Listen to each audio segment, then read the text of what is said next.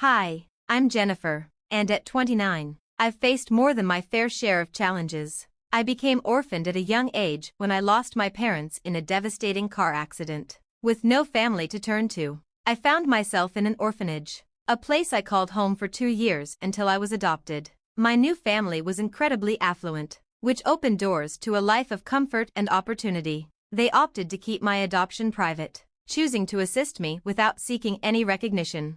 As I matured and began to carve out my own path, my adoptive parents chased their ambition of expanding their business in France. It was during this time that I met John, who would eventually become my husband and later my ex. We connected in college and felt an immediate bond. John was upbeat and kind, and I quickly developed strong feelings for him. Our relationship transitioned from casual outings to something much deeper, and before long, we were committed to each other. Everything seemed perfect. But there was one major hurdle. John's family did not approve of me. Despite this, our love continued to flourish, and after graduating and securing stable jobs, we got engaged.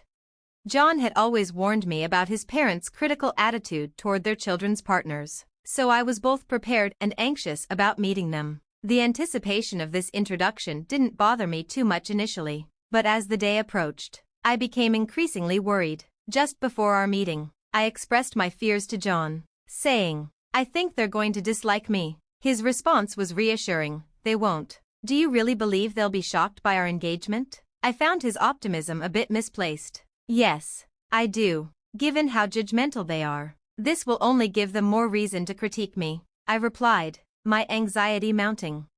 John tried to downplay the situation. "Even if they do judge, it doesn't change how I feel about you," he insisted. However, my concern extended beyond myself. I worried about how their disapproval would impact him. He always seemed to navigate his parents' expectations delicately. "It doesn't matter to me, but if it helps, we can wait a bit to tell them about the engagement," he suggested, willing to accommodate my feelings. After considering his offer, I agreed that it might be wise to keep our engagement a secret for now to help ease the tension. "Thank you," I replied, feeling a wave of relief at his understanding.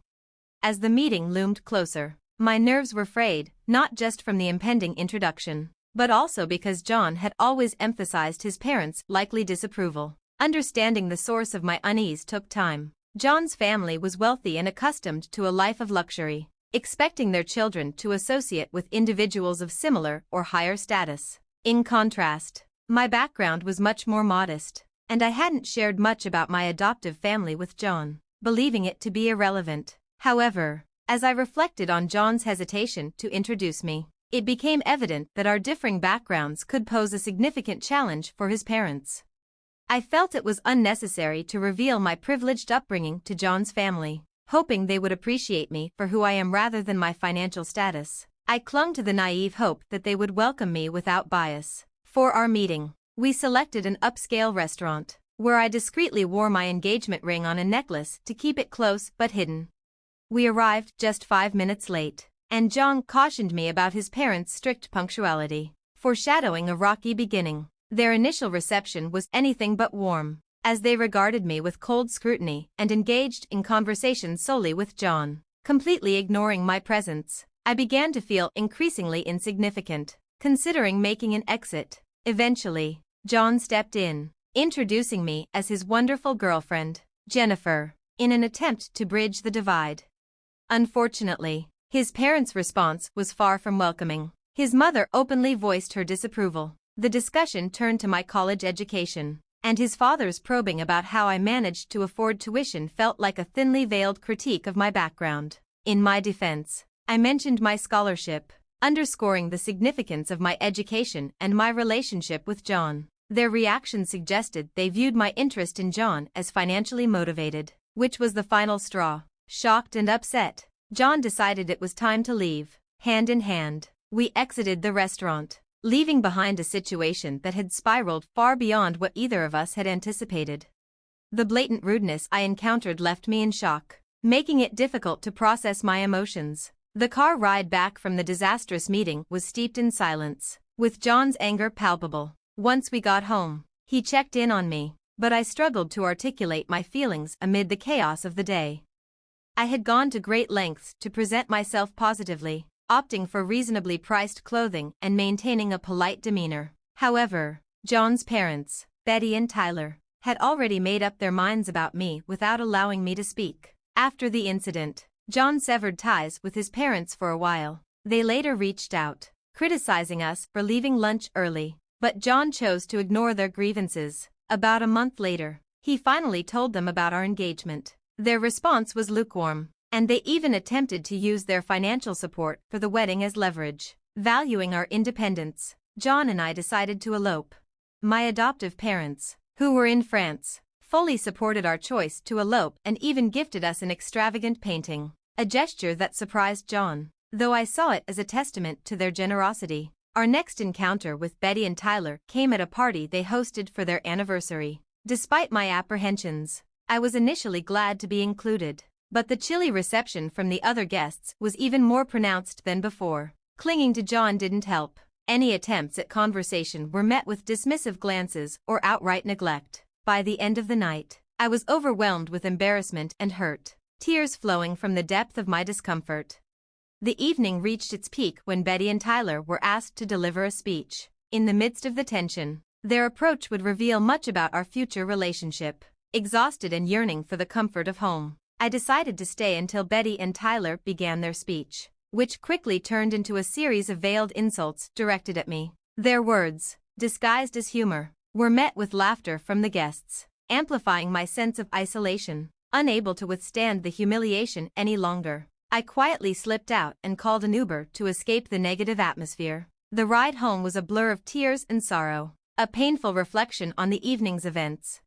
When John returned, his frustration was palpable. He questioned why I had left, labeling my exit as a source of embarrassment for him, seemingly unaware of the discomfort and ridicule I had faced. His reaction shocked me. While he acknowledged his parents' inappropriate behavior, he insisted that I should have tolerated the discomfort for the sake of the occasion. This dismissal of my feelings only deepened my hurt. Our argument escalated, with John demanding an apology from me to his parents and to him, a request I found incomprehensible given the circumstances. Despite our history of mutual support, John's stance was unyielding, suggesting I had shamed his family, oblivious to the fact that his parents had publicly humiliated me. His wife, his final remark, implying that perhaps his parents were right about me, was a jarring departure from the man I knew, the one who had always stood up for me. That night, John opted to sleep in the guest bedroom, creating a significant rift in our relationship. The following week was marked by silence, a stark contrast to our usual supportive dynamic. This abrupt change in John's demeanor left me bewildered and heartbroken, pondering the seriousness of the situation and its impact on our marriage. After the party incident, John's parents bombarded me with messages, branding me ungrateful and an embarrassment. Despite my attempts to reconcile with John, he remained distant. In a bid to mend our relationship, I swallowed my pride and apologized to both him and his parents, an act that felt humiliating yet necessary out of love for John and a desire not to let this conflict define us. However, my effort did not bring about the improvement I had hoped for. As time passed, John's parents, now retired, began hosting weekly family dinners, insisting on John's attendance. One evening, he brought me along, only for me to be met with cold stares and palpable tension from his family. Left to navigate the situation alone while John mingled, the atmosphere grew even more strained when Betty noticed me, confronting me with open hostility for daring to attend what she considered a family gathering. Despite asserting my right to belong as John's wife, Betty vehemently disagreed, revealing they had conducted a background check and deemed me unworthy of their son. Her criticisms of my appearance and financial status left me in shock. I argued that my character and the happiness I brought to John should be what truly mattered, but Betty's priorities were clearly elsewhere.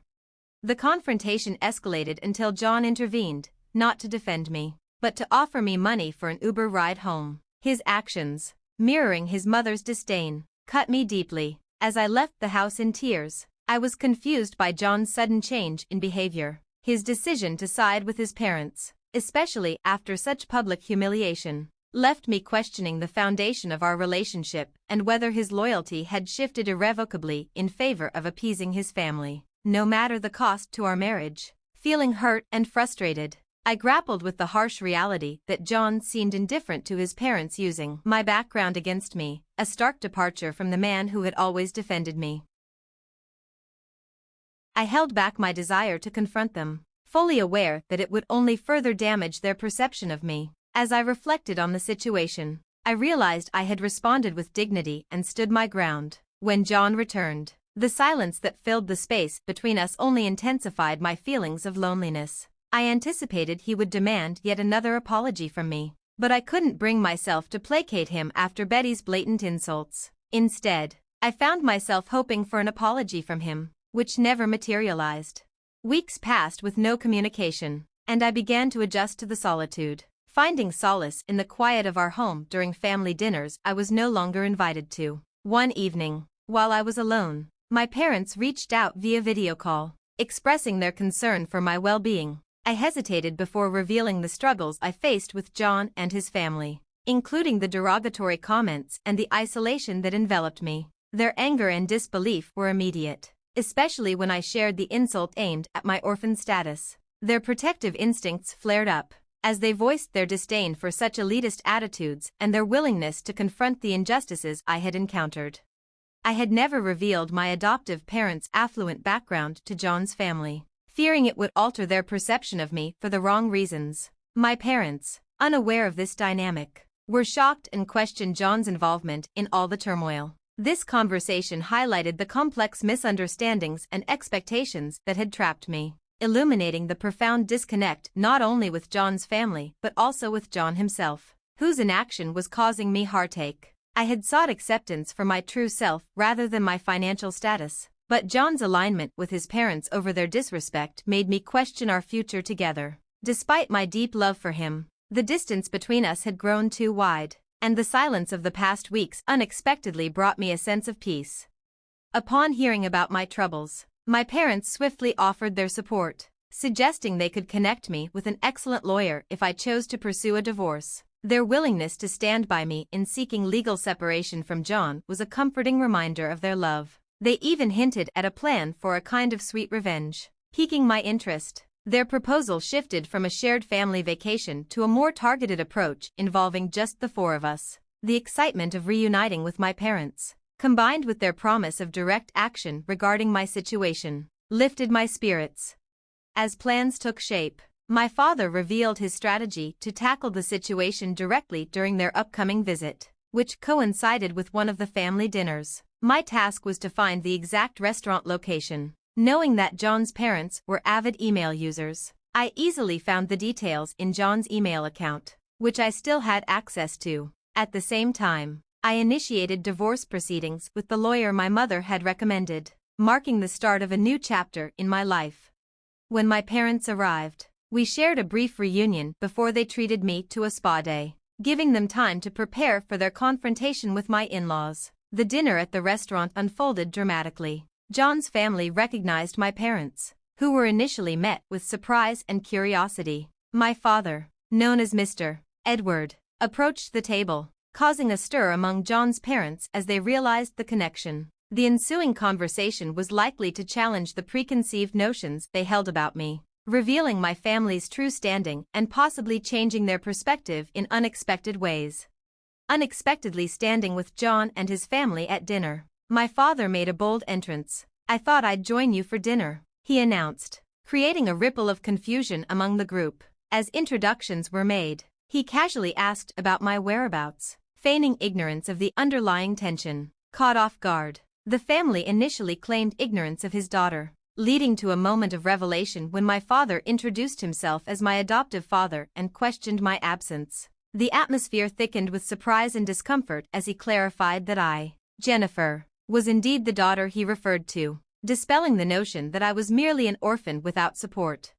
Faced with this revelation, John's family attempted to shift the blame, suggesting that had they known of my influential background, their treatment would have differed. My father responded firmly, emphasizing that my desire was for them to value me for who I truly was, not for my family connections. In a dramatic turn, he handed John the divorce papers, signaling the end of a chapter marred by misunderstanding and disrespect. Following this, My father's influence resulted in a rapid withdrawal of support from Tyler's business investors, a poetic justice for the disdain they had shown me.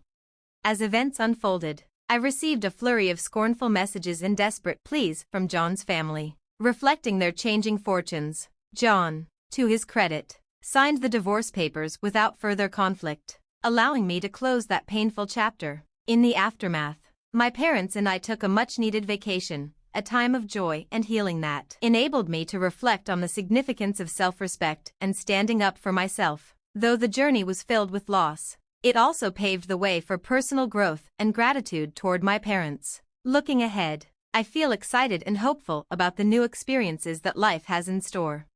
Thanks for watching, and I look forward to seeing you in the next video. Stay amazed.